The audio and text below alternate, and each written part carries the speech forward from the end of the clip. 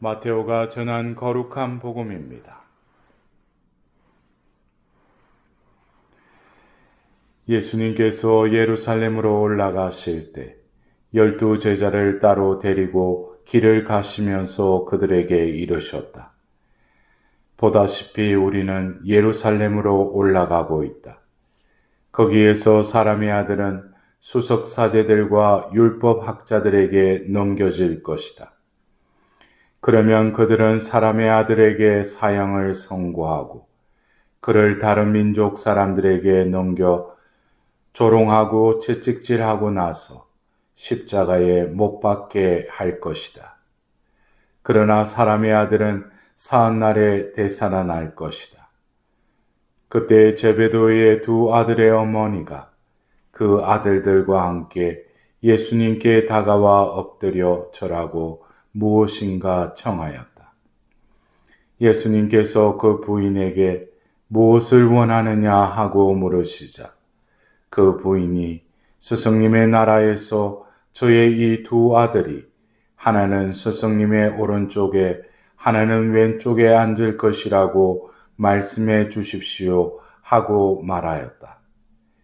예수님께서 너희는 너희가 무엇을 청하는지 알지도 못한다.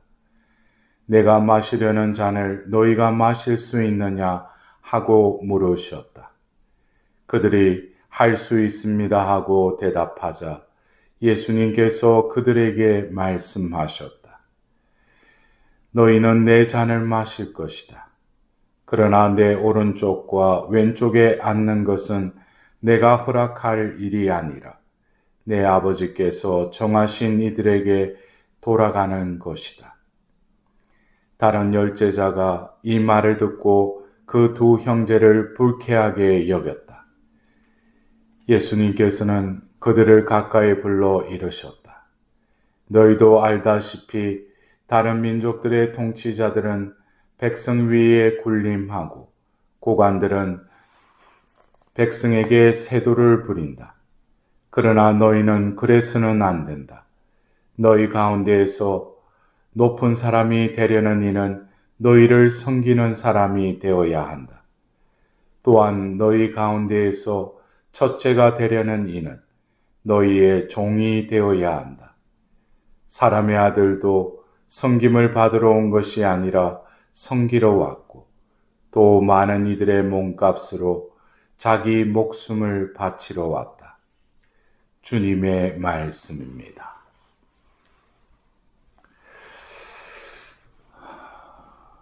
우리가 이 사순 시기를 지내면서 이 말씀을 들으면서 이 사순 시기에 하나님께서 우리에게 무엇을 말씀하고자 하시는가?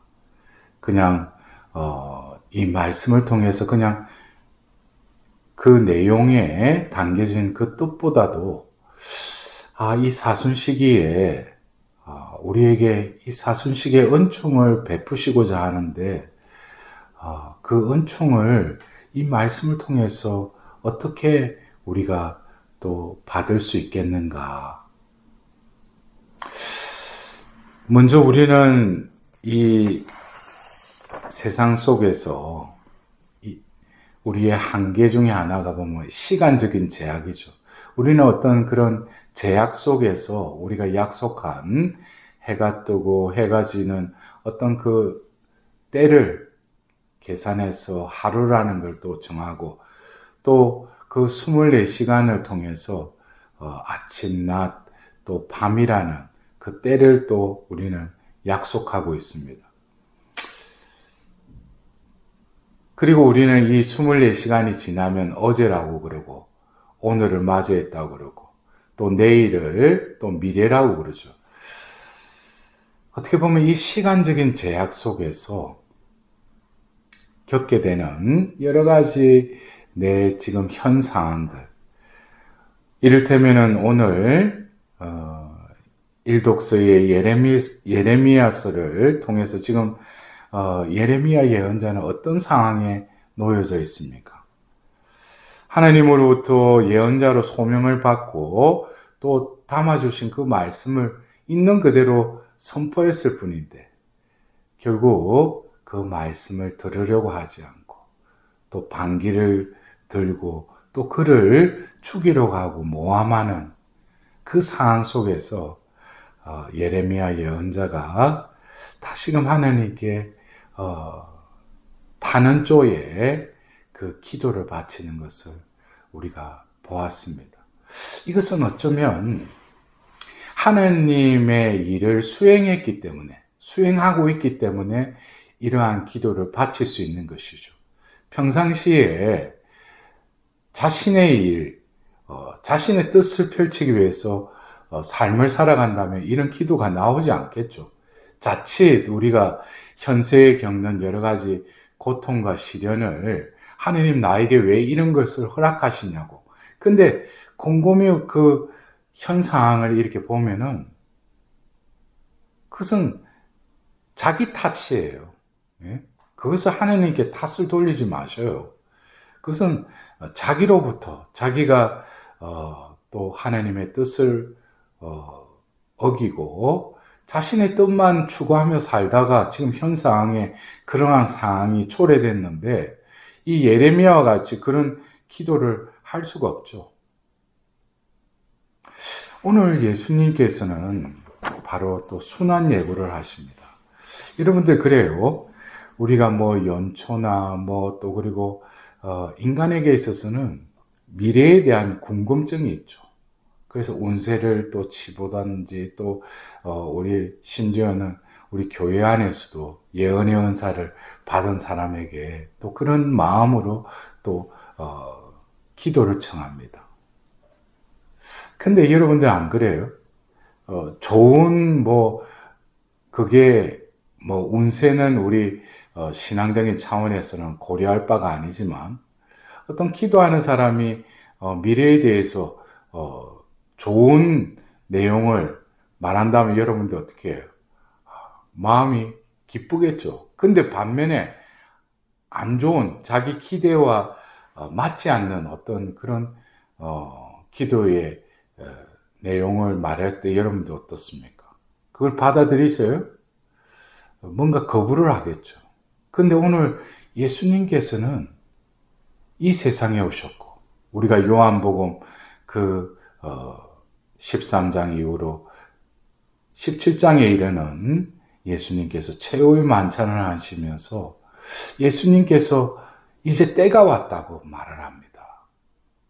그 때는 우리가 생각하는 나에게 이롭고 축복의 때라기보다도 어떻게 보면은 외적으로 보면은 바로 그 고통의 때가 다가왔다는 거죠. 근데 그것을 통해서 아버지의 영광을 드러내소서라고 기도합니다. 어떻게 보면은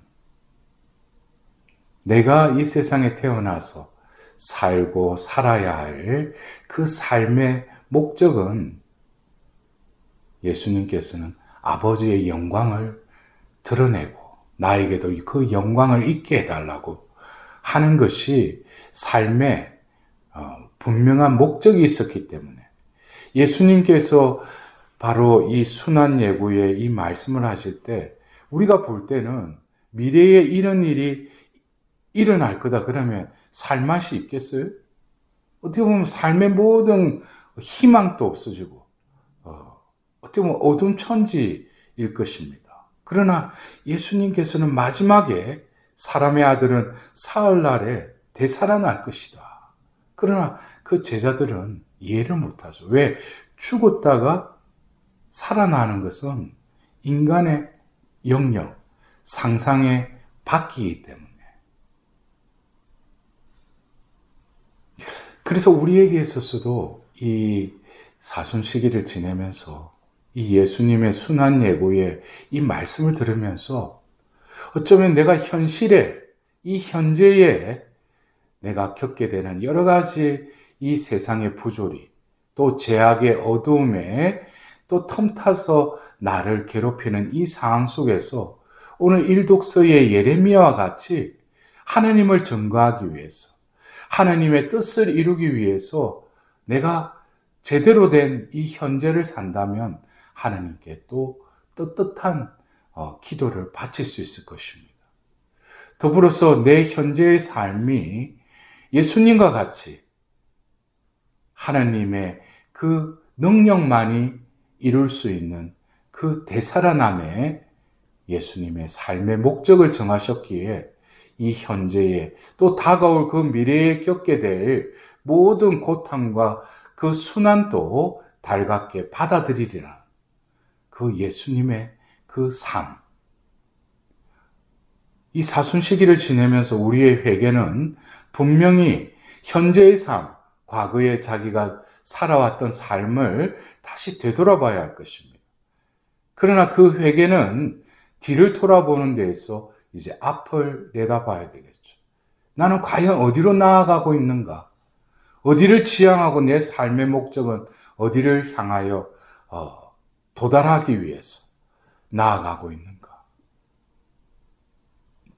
사흔날에 되살아날 것이다. 우리 그리스도인의 마지막 보상, 그리고 하나님만이 주실 수 있는 상급은 영원한 생명입니다.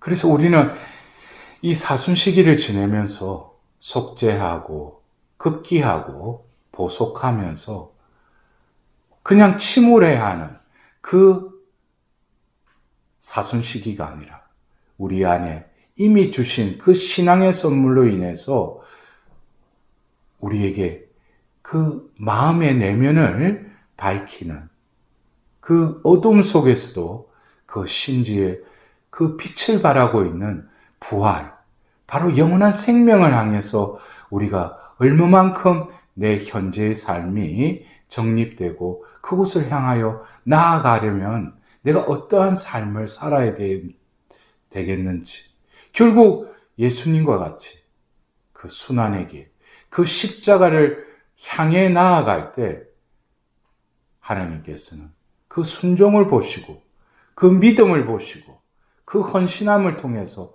하나님께서는 다시금 되살아나는 그 상급을, 보상을 이루실 것입니다. 그러나 오늘 또 복음에 참 아이러니하게 예수님께서는 그 순환을 받으시려 예루살렘으로 향해 가지만 그 제자들, 요한과 야고보의 어머니 또 제베도의 부인이 또 나타나죠.